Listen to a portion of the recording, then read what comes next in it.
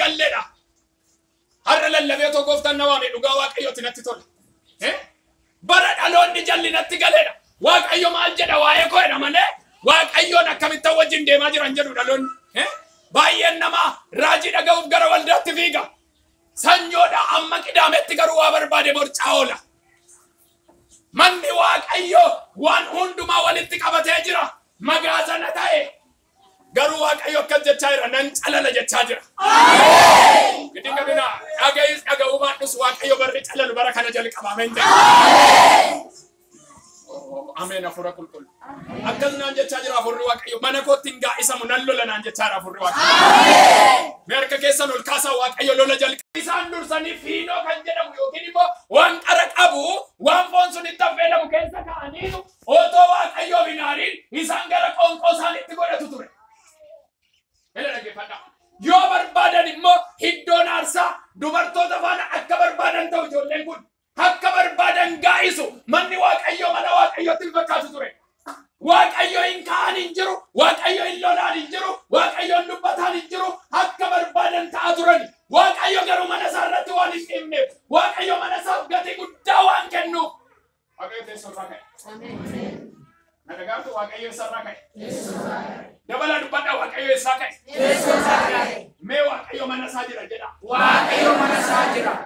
Dubbadhaa baasaati waaqayyo mana isaa jira jedha. Waaqayyo mana isaa jira. Ittuma dabala waaqayyo mana isaa jira jedha. Waaqayyo mana isaa jira. Yoo barbaadan dubara miidhagdu mana waaqayyotti akka barbaadan godhu.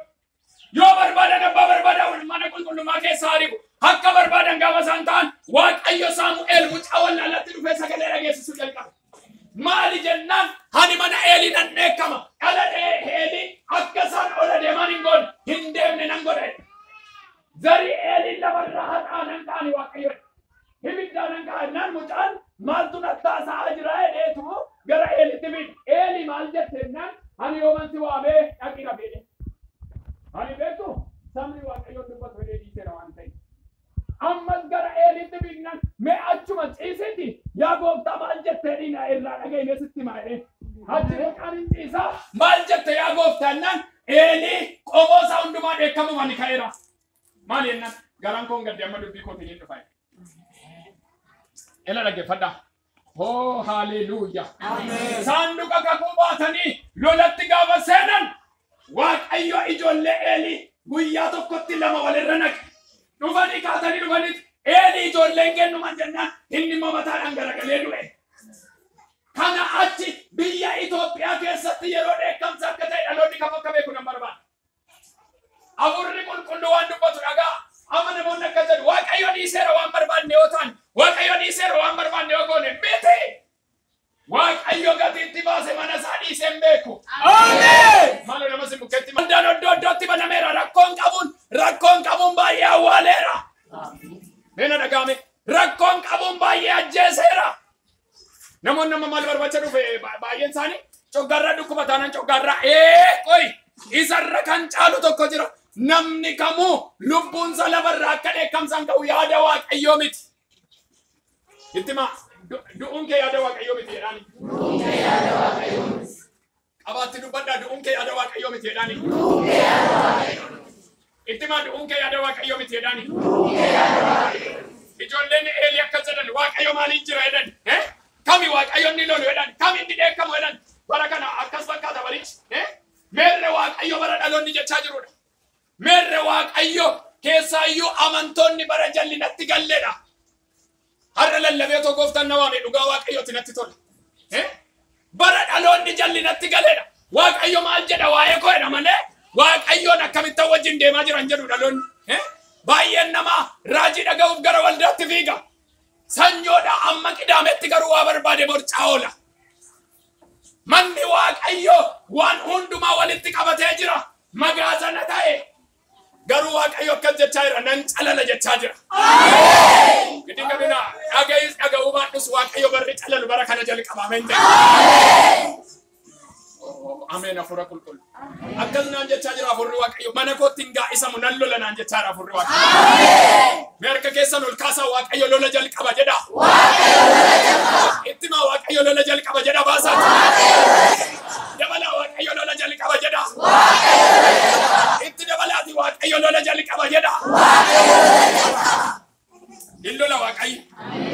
Illola waaqayyo jedha. Dhugaa waaqayyootiin dhageessu eekamsi waaqayyo gurguddaan biyya Itoophiyaa irratti bu'u jalqaba. Maali naan jennaan waaqayyo dhalootaan na tuffate naan jechaadha furri qulqullu. Dhagaa ijoollee eeliitiin waaqayyo jira oodhattanii jettan waaqayyo maaliin jira siniin jedhu. Eessa jira waaqayyo? Ijoollee tajaajilaati immoo. Ijoollee eenyuutiin jedhe? Ijoollee eenyuutiin jedhe? Tajaajiltoonni waldaa garaa garaa irraa dhuftan faarfadhaa lallabaa dura bu'aa waaqayyoon sodaatama. Itti maasirriitti waaqayyoon sodaatama. Waaqayyoon sodaatama. Itti maasirriitti gurratti jedhaati waaqayyo in sodaatama jedhaani. Waaqayyoon sodaatama. Namni jiraatu jedhaani. Namni jiraatu. Nama waaqayyoon sodaatu jedhaani. Waaqayyoon sodaatu. Itti maa namni jiraatu nama waaqayyoon sodaatu jedhaani.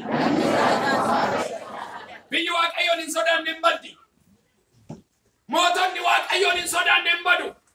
Gurguddoonni waaqayyoon hin sodaanne hin badu. Kan waaqayyoof hin jiraanne hin badu. Dhugaadha wangeelatu ragaa ba'a. Sodoomiif Gomoraa waaqayyo kan inni balleesse namni manca'ee akka garaasaa taanaan dhagaa ibidda gaditti roobse waaqayyo. Dhagaa jirtu? Dhagaa akkamii? Maaloo dubbadha dhagaa akkamii? Mee dabalaa dubbadha dhagaa akkamii?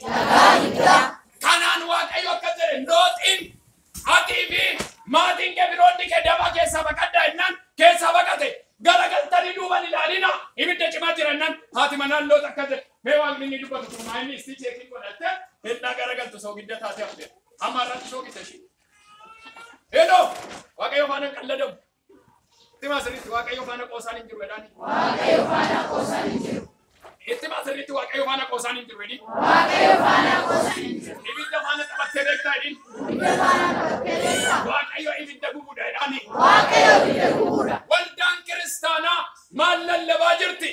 Araara waaqayyo qaba lallabdi. Waaqayyo akka inni dheekkamu dhaloonni sodaachuu akka qabu waldaan kiristaanaa lallabaan jirtu. Ani isin garuu erga tokko qabna. Waaqayyo in ajjeesas hin jiraachisas. Ameen. Balleessutti kaanaan kan akka waaqayyo zarii lamarraa dhumuuf immoo jiru.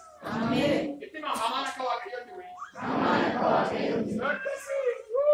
Waa isa sirriin sinitti maa itti sirriitti hamaan akka waaqayyo jiru. Hamaan akka waaqayyo jiru. Qaalluun lafarraa innaa dhuguugu shan jaajjeeseera taanaan lama yoo si hafe mana waaqayyotti fiigda. Macaafni qulqulluu innaa dubbatu garuu namni namaanoo walitti bu'e mamma nama xaraarseedha. Namni waaqni wal lollaan jidduu araara kan dhaabbatu hin jiru. Zarii dhuguuguutti balleessuutti eekkamee murteessinaan kan akka waaqayyoon jiru. Gibxiini yookiin warra Misiraa waaqayyo galaanaan areennaa dabarsu. Israa'elis namadha. Gibxis namadha. Garuu zarii isaanii tokkitti lafatti dambisa. Hangafa du'aan kaasee isaan dinnaan haree balleesse. Hello. Mee harka keessan ol kaasaa. Ol kaasi gibbiin qabeenya sirriitti ol kaasa. Gara fuulduraatti jedha. Nama araara waaqayyo qabu jiraata jedha. Araara waaqayyo malee jedhaani. Guyyaan fuuldura keenyaa jedha. Guyyaa sodaachisaadha jedha. Dhugaa waaqayyo isa jiraata isaarra miidiyaan dhageessan gararraa wanti Itoophiyaatti deemaa jiru jira. Yesus gooftaadha. Dhaloonni baay'een akka jedhe bara kaffitaati, bara ol jechuuti, bara maal jechuuti. Isaanni kun jilmaas akkasii miti. Warra waaqayyoon sodaatantu eebba arga kanaan booda.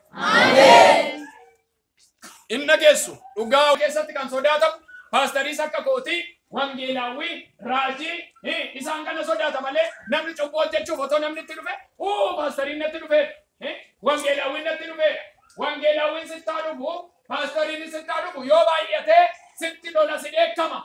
Waaqayyo immoo dukkana keessatti sin arga. Waaqayyo jala baqatanii ba'uun hin jiru jedhani. Waaqayyo jala baqatanii ba'uun hin jiru. Waaqayyo jala baqatanii ba'uun hin jiru. Waaqayyo jedhani. Waaqayyo iddoo hundumaatti si arga jedhani. Daawit akkas jedha ani yoon ol ba'e achi jirta. Yoon gadi bu'e achi jirta. Lafa keessas yoon gadi bu'e achi jirta. Eessan si dhokata jedha Waaqayyo. Ijji waaqayyo iddoo hundumaatti ibsaa.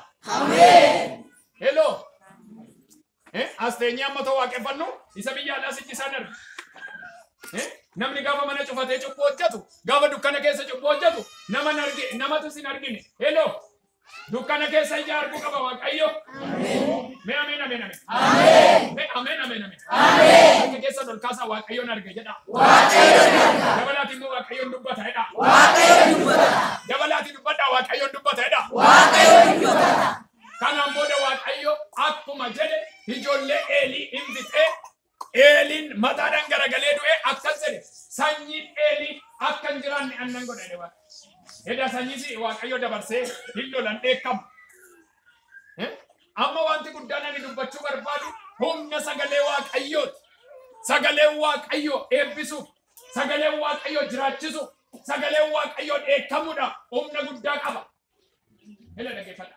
Yeroo Waaqayyo dheekkamu biyyi nagaan qabu.